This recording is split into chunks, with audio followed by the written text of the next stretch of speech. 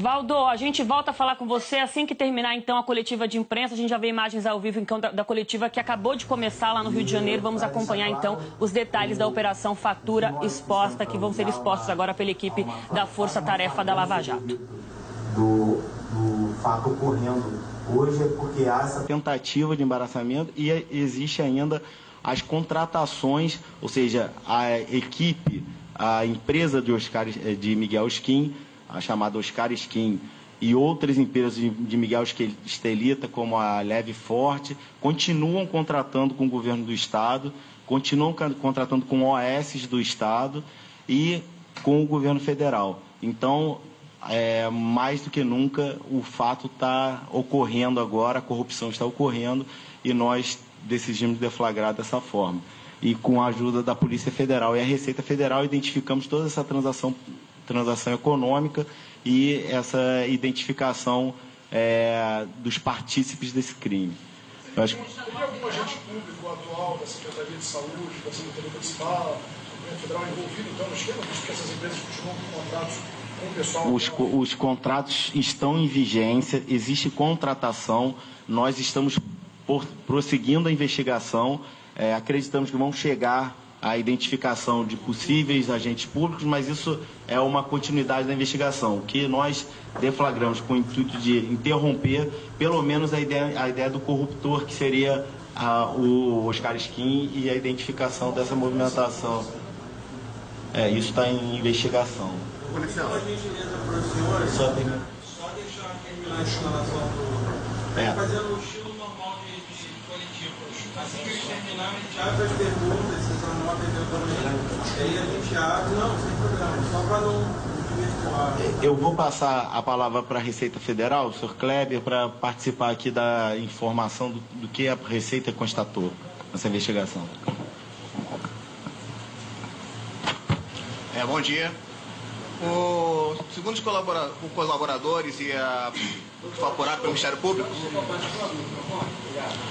Ministério Público, o esquema envolvia, tinha duas pernas do esquema. Ele primeiro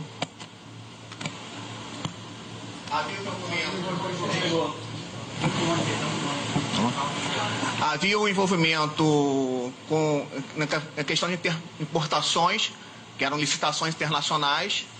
E aí, nesse esquema, como é que se procedia esse esquema? Na hora da licitação, para concorrer com pé de igualdade com as empresas nacionais, as empresas estrangeiras, por força de lei, são obrigadas a colocar todos os custos que seriam incidentes para uma empresa nacional importar. E esse era o preço levado à licitação como preço para concorrer com os demais licitantes, inclusive com as empresas brasileiras. Uma vez ganha a licitação, a empresa estrangeira ganhando a licitação, a importação seria feita no nome do INTO ou da Secretaria Estadual de Saúde. E como sendo órgãos públicos, são órgãos que dispõem de imunidade. Então não há a cobrança de tributos na importação de qualquer mercadoria ou produto. E o que acontecia? Para desviar recursos, o que eles estavam fazendo? Eles, ao invés de descontar esse valor que seria relativo aos tributos, algo em torno de 45% do que seria incidente em cima do valor da mercadoria, eles mantinham o valor total que foi levado à licitação, à concorrência, como o valor da mercadoria, com o valor da mercadoria. Assim, eles mandavam o dinheiro para o exterior por meio desse desvio. Essa era uma perna da fraude. A outra era o superfaturamento, que estava em torno aí de 10%, que você tem notícia de 10% do valor dos contratos. Diversas, como o Dr. Timóteo já disse, diversas empresas do grupo do Gustavo e do Miguel, eles contratam com órgãos públicos. E a suspeita é que esses contratos sejam superfaturados algo em torno de 10%. Fazendo esses cálculos aí em cima desses valores das importações do INTO, da Secretaria Estadual de Saúde, de 2007 a 2016, e as contratações e vendas que nós conseguimos identificar, que não são todas, obviamente por conta que a nota fiscal eletrônica, por exemplo, só tem a partir de 2010, nós chegamos a um valor que teria sido desviado de cerca de 300 milhões de reais. Com base nesses parâmetros que eu passei para vocês aqui.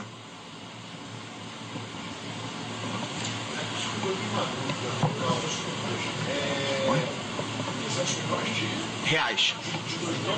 De 2007 a 2016.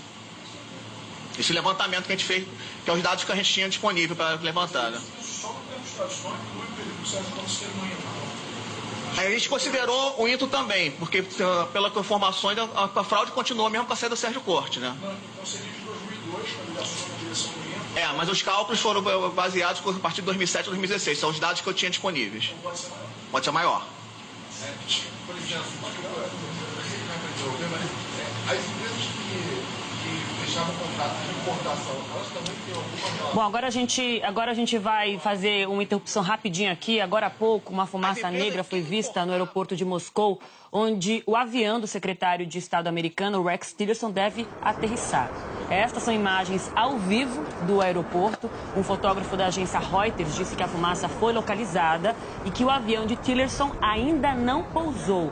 E ainda não se sabe exatamente o que está acontecendo e o que provocou esta fumaça. A gente segue acompanhando e volta com informações atualizadas para vocês. E agora a gente volta então para a coletiva da Força Tarefa da Lava Jato, lá no Rio de Janeiro, que dá detalhes da operação Fatura Exposta de hoje. Que há um cartel entre as empresas, inclusive várias internacionais e multinacionais, e a gente pretende agora avançar nas investigações para descobrir até que ponto esse cartel realmente existe e como que ele se organizava.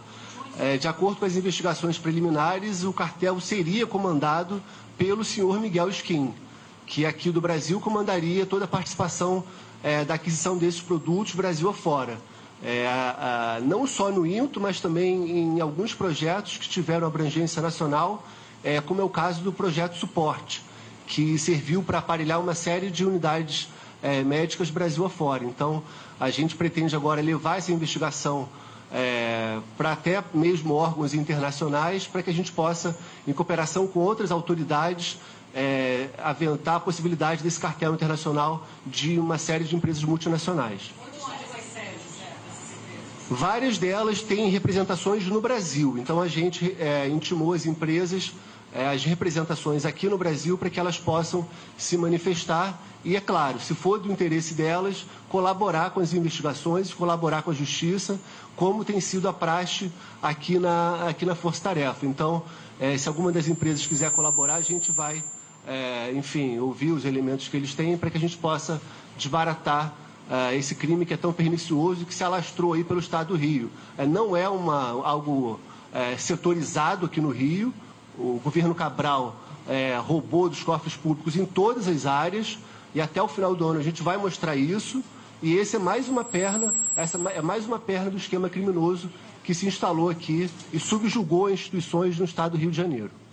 Qual o valor da propina que era destinada para cada uma dessas pessoas? O ex-governador, o secretário, como é que era feita essa distribuição?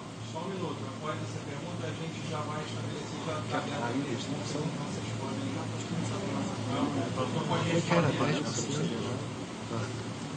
Bom,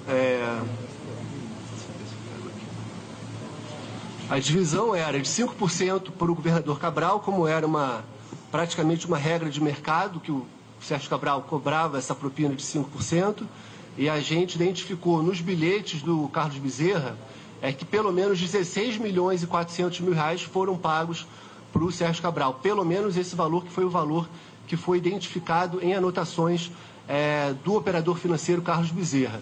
E é importante destacar isso, que apesar da organização criminosa se utilizar de sofisticadas técnicas de criptografia, de tecnologia bastante sofisticadas, pelo menos o Carlos Bezerra fazia uso de anotações manuscritas e enviava e-mails para si próprio, com toda a contabilidade da organização criminosa.